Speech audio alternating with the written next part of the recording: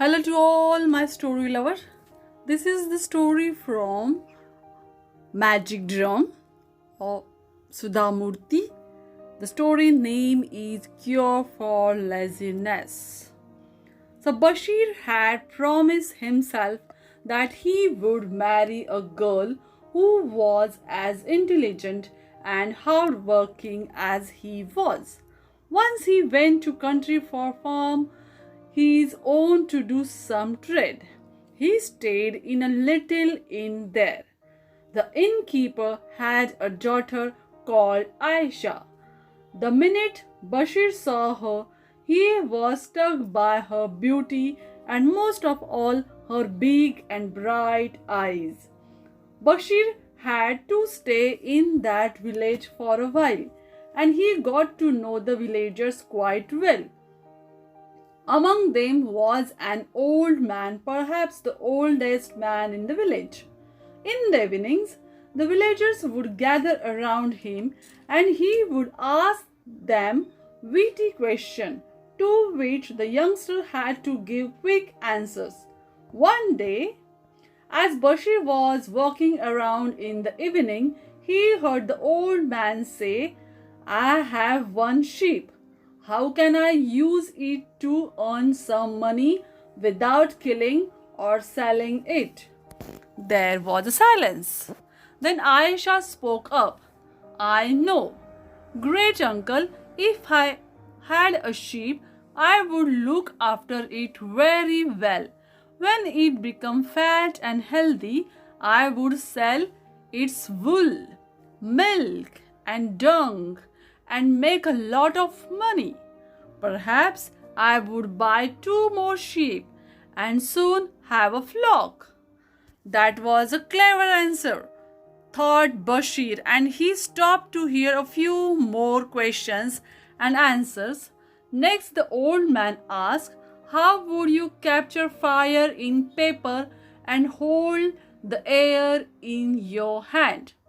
Again, it was Aisha who answered, "I would use a paper lamp and hand fan." The old man had one more question. "My sister's husband's brother-in-law's wife's friend's son is married to your cousin. What is my sister to me?" Aisha said promptly, "Your sister will remain a sister to you." By now Bashir had heard enough. Here was a really intelligent woman, his ideal bride. He met Aisha's father, who agreed happily to have his daughter marry this sober young man. Soon the two got married and set off for Bashir's village. When Aisha reached the village and saw her new house, she realized Bashir was a very rich man. There were servants here to wait on her every wish, cooks to rustle up the most wonderful meals, and gardeners to look after Bashir's vast gardens and orchards. There was no need for her to lift a finger. Aisha decided she liked this new way of living, and slowly she lost her earlier hard-working nature. There were enough people who wanted to be friends with her now that she was rich, and soon she gathered a group of good-for-nothing lazy friends around herself. They did nothing but eat and gossip the whole day.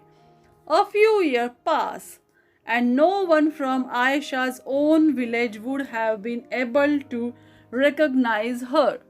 So fat and lazy was she now. Then one day she fell sick. Doctors came.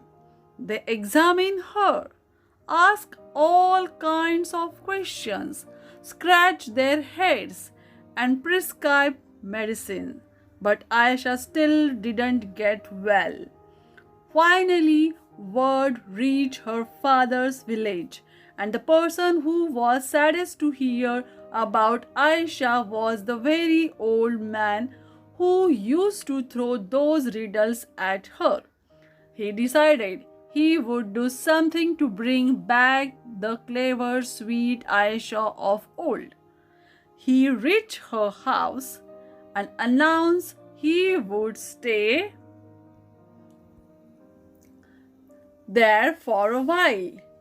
In return, he promised to cure her of her illness. Aisha and Bashir agreed, and the old man started staying with them. The next day, the treatment began. The man said, "You will get well only if you eat the special food I cook for you. No one must come to the house, and it should stay sparkling clean at all hours." Aisha agreed. So the man cooked a small meal for her and left it in a box a few yards away from the main house. Aisha would have to walk up to it. It was a simple meal but tasty, and Aisha had to work so hard to keep the house clean without the help of servants that she was always hungry. Whatever she ate tasted wonderful. Many months passed like this. Aisha got used to the work and the new food habits. She started learning how to help with her husband's business and in the fields. With no one to gossip with, she had to think through everything on her own, and slowly her old intelligence shone forth. Every day she went to bed tired out and slept soundly. The next morning she woke up at a crack of dawn, refreshed, and started her day's work. She realized she was happier now than she had ever been. She went to the old man and said, "I am cured at last, great uncle. What was the secret of your therapy? I will tell my friends about it too."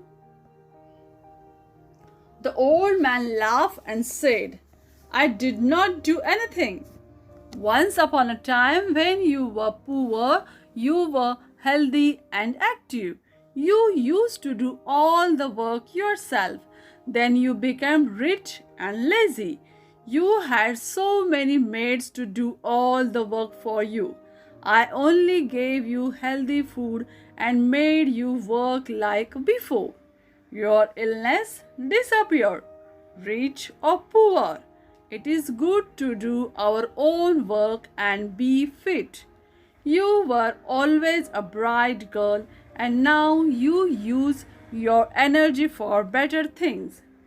Bashir was listening to all this silently. Now he smiled.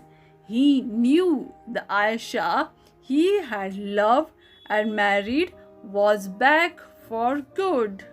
Now, this is the end of the story. Do you like this story? Then comment it, share this, and like this video. Bye bye.